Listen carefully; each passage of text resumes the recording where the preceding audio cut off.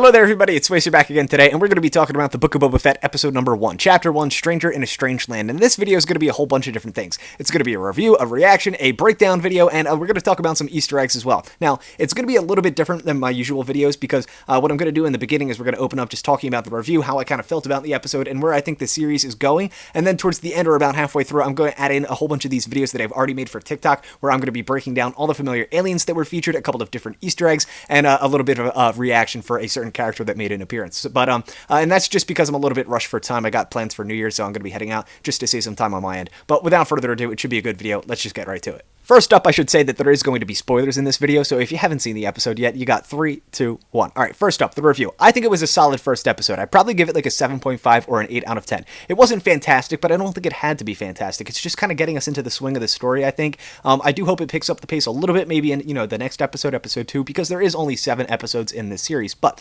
I really loved how it opened up with flashbacks. Boba Fett is having like these nightmares, these dreams, and I loved getting to see Kamino again, and I also loved how, we kind of got like a different perspective on him, picking up his father's helmet on Geonosis from Attack of the Clones. I thought that was great, and of course we got to see him coming out of the Sarlacc. Now, I was a little bit confused as to how he pulled himself out of the sand and not like the actual mouth of the Sarlacc, because if you've ever been to like the beach or something and you've buried yourself or your friend, you know that there's a lot of weight and pressure weighing down on you. Like the sand is very heavy, so I'm not sure how he pulled himself out of the sand, but regardless, the sequence was still really, really cool. I loved getting to see him like inside the belly of the beast, inside the Sarlacc, and I also want to talk about that stormtrooper. We have a detail to discuss towards the end of the video, but regardless, I loved getting to see his escape from the Sarlacc. But essentially, the majority of the episode just kind of covers his story immediately after pulling himself up out of the Sarlacc. He gets jumped by a couple of Jawas. They obviously take his armor, and that's how Cobb Vanth gets it in The Mandalorian Season 2. But then, of course, he gets taken prisoner by a couple of Tusken Raiders. And so for the rest of the episode, it kind of goes back and forth between present day, which is set like right after The Mandalorian Season 2, and then also like his time spent with the Tusken Raiders, and how he kind of like,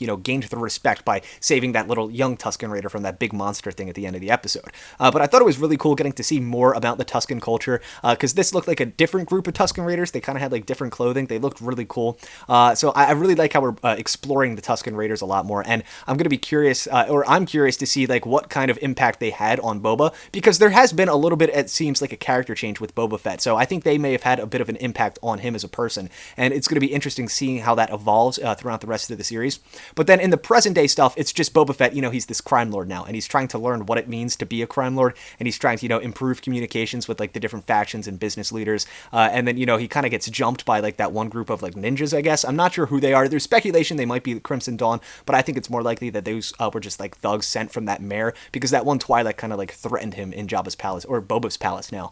But yeah, essentially Boba Fett's kind of being like brought into this role as a crime lord, and he's just trying to be reacquainted or making acquaintance with like all of these new different like leaders on Tatooine. So overall, I really did enjoy the episode. Like I said, it's probably a solid 7.5 or 8 out of 10. It was not like a 9 or a 10 out of 10, but it didn't have to. I do understand why some people are underwhelmed, but I think it's good that this was like a setup episode. It's just kind of trying to show us where Boba Fett's been, where he's currently up to, what he's up to, and it's setting the stage for the rest of the series, which you need. You don't want to just jump right into the action.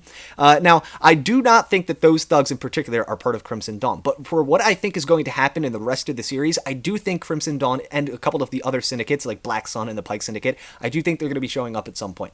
I do think that we're kind of headed towards maybe some type of syndicate war, maybe not a full-blown war, but there's definitely going to be some type of debacle, I think, between these factions, these people that are looking for power after the fall of the Empire, because we are currently set after the fall of the Empire, about 5 years, I think, after the fall of the Empire. I think that's when, the Mandalorian era is kind of like set, and so I do think that Kira, Emilia Clarke's character from Solo: A Star Wars Story, is going to be returning, even though I don't think that those ninjas are part of that group. I do think, though, that we're going to be getting a lot of action and fighting between these different factions, and I'm really looking forward to that. And like I said, this video is going to be a little bit different, so from here on out, I'm just going to kind of be showing you a couple of the videos that I uploaded to TikTok. We're going to be talking about all the different aliens that were featured in the episode. We're going to be talking about a couple of different Easter eggs, and I'm going to show you my reaction for when Drew... I almost said Droopy McCool. I hoped that Droopy McCool was going to show up as well, but Max Rebo, the Blue Ortolan himself, made a return playing his red ball organ next to Frigger and Dan, the Bith from the Cantina Band in episode 4, A New Hope, which I was very happy about. So anyways, like I said, I'm going to jump right into that. So hopefully you guys enjoyed this episode. Like I said, solid 7.5 or 8 out of 10. I can't wait for the rest of the series, and hopefully you enjoy the rest of these videos. I want to talk about the stormtrooper that is sitting in the belly of the Sarlacc, because little known fact about Sarlaccs, they're actually capable of absorbing the sentience and intelligence of the victims that they swallow. And if you look very closely, you can actually see that the Stormtrooper's armor is starting to corrode, and there's like this membrane stuck to the back of its head. So I wonder if the Sarlacc is actually corroded all the way through the back of the helmet and is starting to absorb the intelligence from that Stormtrooper's brain. This is just speculation. I can't confirm that that's actually what is happening. It could just be digesting the Stormtrooper, but it's a very cool detail that I just wanted to bring up.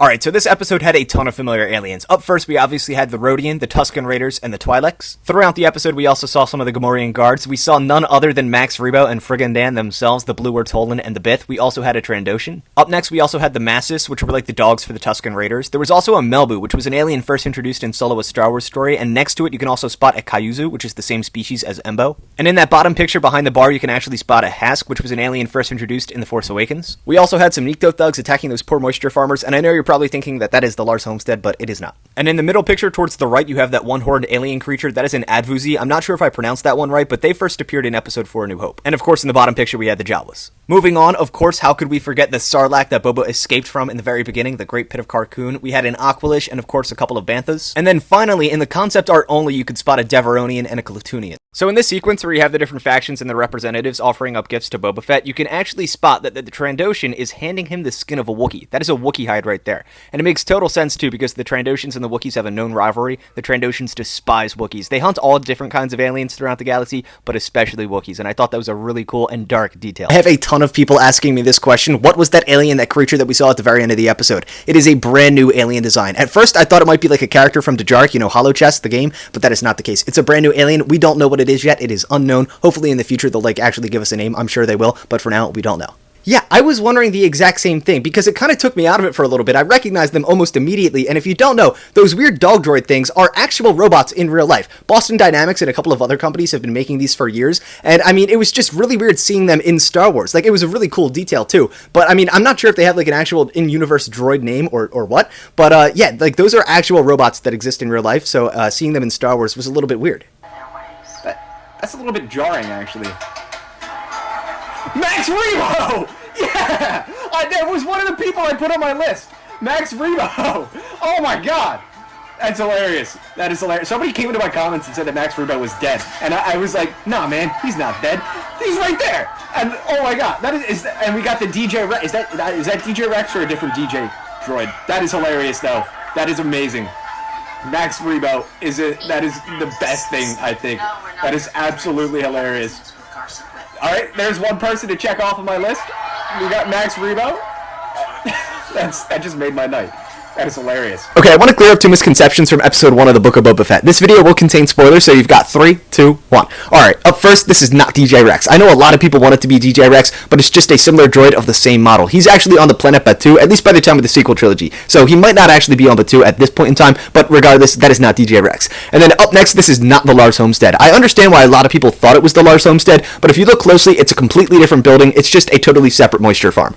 Alright, and with that, it's going to do it for this video, guys. Thank you so much for watching. I really appreciate it. Stay tuned for more Star Wars content. I'm going to be making similar videos for all of the episodes. There's going to be 7, I think. But yeah, solid 8 out of 10 for the first episode of the Book of Boba Fett. I can't wait for the rest of the season, guys. And definitely check me out on TikTok, where I post Star Wars content every single day. May the Force be with you all, always.